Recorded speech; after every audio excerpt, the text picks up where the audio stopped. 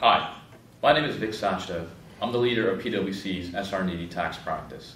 And with me is Nick Panaleo, a senior tax partner and leader of PwC's Canadian National Tax Services. Nick has authored a number of papers on Canadian income tax policy, and more recently has written on the subject of how to improve Canada's tax system to promote greater commercialization of intellectual property in Canada. Nick, great to have you here. Great to be here. Nick, the broad topic of innovation in Canada has garnered a lot of press, a lot of attention. There has been significant discussion that Canada has an innovation gap, or perhaps better described, a commercialization gap. The Jenkins report tabled in late 2011 talked about these issues, also provided several recommendations on how to address those. The federal budget in 2012 took action to reduce R&D credits for large businesses, and the Canadian government is in the process of reallocating that money to direct funding programs. However, I'm hearing that the tax and business communities think that that's not enough. And what Canada really needs to do is adopt more pull drivers to promote greater commercialization in Canada. And one such example of pull drivers is a patent box or an innovation box, and could that be introduced into Canada's tax system? And would that help promote commercialization in Canada? So I want to chat briefly to you on how effective a patent box or an innovation box regime in Canada could be. Sure.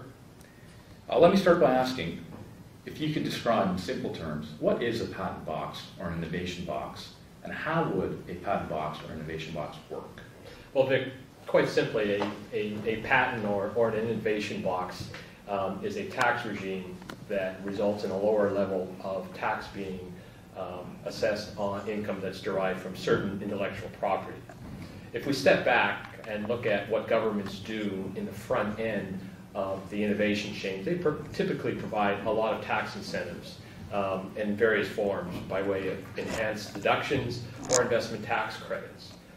What we're seeing more countries doing is looking at the back end of the innovation chain.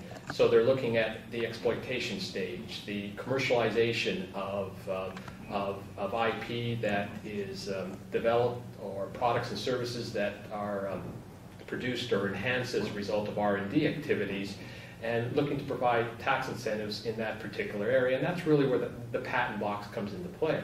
So what the patent box does is level a lower rate of tax on income that's derived, patent income that's derived from patents that's developed as a result of R&D activities in a particular country. Innovation box is something a little bit broader than that. So it goes to leveling a lower rate of corporate tax on not just patent income, but also non-patent income and other forms of income, licensing incomes, etc., on IP generally. Nick, we know a number of European countries have already introduced a patent box or an innovation box.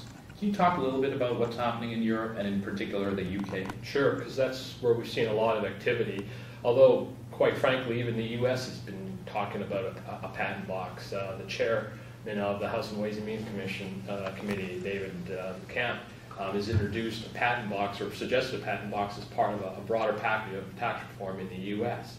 But in Europe, there's a number of countries that are moving towards or have introduced some form of a patent box. At one end of the scale, we have the Netherlands that started off in 2007 with a patent box, leveling the tax rate at 10% on income derived by patents developed in the Netherlands. And they've extended it to, and basically now have an innovation box in the last couple of years, and have lowered the tax rate to 5%.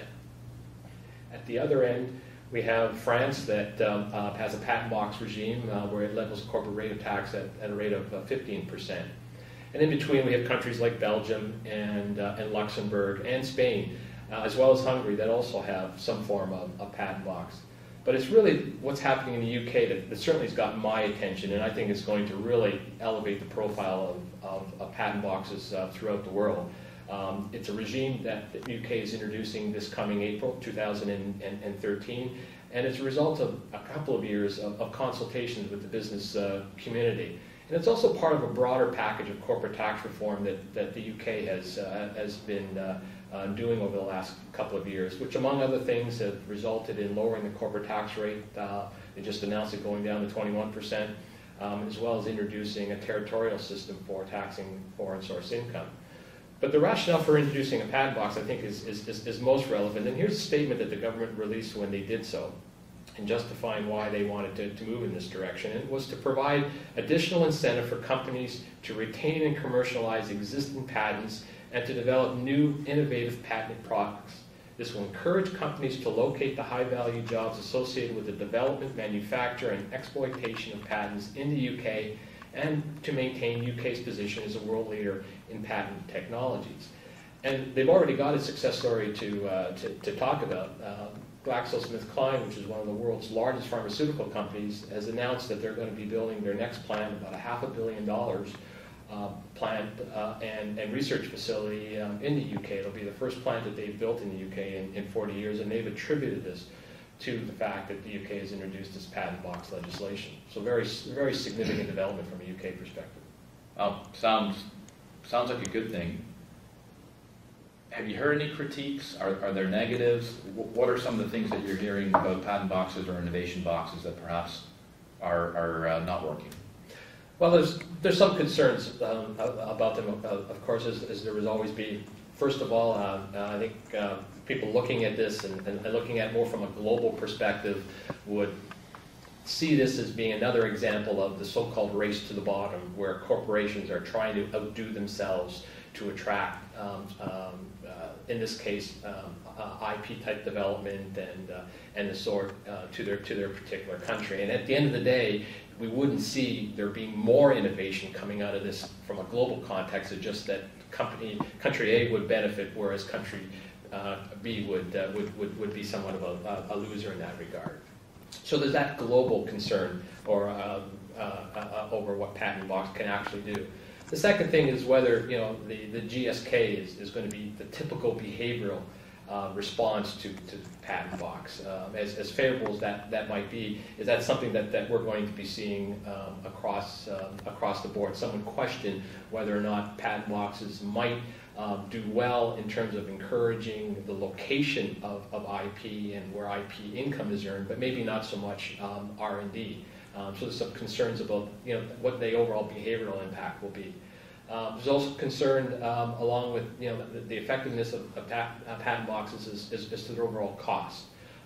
In the UK, they've predicted that cost of being about £1 billion per year, which of course is quite significant for any government in today's environment. And the question will come in, well, how do you finance that? Do you finance that by reducing the current incentives you have at the front end of the scale, which of course is going to carry with it some political ramifications. So there's that aspect, and as well, it's probably there's some challenges in just designing the regime in itself in terms of its scope, the actual mechanics or the plumbing, as us tax advisors like to talk about, which invariably is going to have some compliance costs or complexity associated with it for taxpayers, and some administrative costs associated with it with revenue officials as well. Okay, sounds like there's clear benefits, concerns. There's also the administrative matters that you've talked about. So really, the fundamental question is, given some of the experiences that we've seen in Europe, is this a good time for Canada to start thinking about adopting a patent box or innovation box? In my view, absolutely. You've already commented on some of the challenges that we currently have in Canada. There's certainly much concern over the fact that our level of R&D spend is one that is not at a rate that it should be. Among the G7, we're second lowest in terms of what our R&D spend is relative to our GDP. Amongst all OECD countries, we're in the high teens, 18 or 19s. So we're clearly punching below our weight in that regard. The consequences of which is that people see Canada is not innovating, not leading to enough innovation in Canada. And the consequence of that is that ultimately that will adversely affect our level of productivity gains. And lower productivity gains invariably leads to lower economic growth, and that of course affects our standard of living for everyone. So there are some real concerns in here, and the suggestion isn't that patent boxes is the answer, but it's something that Canada should be considering as being part of their toolkit. And we have these challenges, notwithstanding the fact that most of us would say that we have a fairly a good incentive, tax incentive program, being our SHRED program that encourages R&D, but evidently not. And so will patent help us in that regard? And I have an interesting story to tell in that regard that really had me thinking along the lines that Patent Box is something that we should be thinking about doing. And it came at a time when I was a member of Finance Minister Jim Flaherty's advisory panel on international tax, and during that I had an opportunity to speak to a number of business executives. And I remember one conversation I had with a senior executive of a Canadian company of a large US multinational, and his point to me was, Nick, I wouldn't go to the global table and ask for more R&D to be done in Canada just so we could take advantages of the various tax incentives that would be available to us, such as investment tax credits. But if I knew that I would be able to commercialize any IP that we develop from that research and development and have it taxed at a rate comparable to what other jurisdictions are taxing that type of income at, that would be something that I would be prepared to go to the table and argue for more R&D to be conducted in Canada. And so that really was very telling for me in terms of the way businesses are thinking, and that maybe our focus historically has been too much on the front end, and we need to be focusing more on the back end, the so-called pull factors that you referred to in your opening comments, as a way of attracting and encouraging more R&D to be conducted in Canada. And it's obvious that more R&D will invariably lead to greater innovation and productivity. So Nick, your example that you just provided leaves an interesting question in my mind. Is it that Canadian companies aren't doing enough R&D and commercialization, or is it that they're just not doing enough in Canada? Very good question, because I've thought about that myself, and I'm not sure what the answer is on that.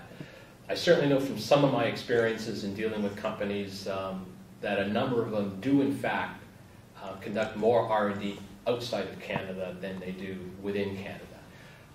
But that shouldn't necessarily be troublesome or surprising when you think of the fact that Canada is a relatively small market.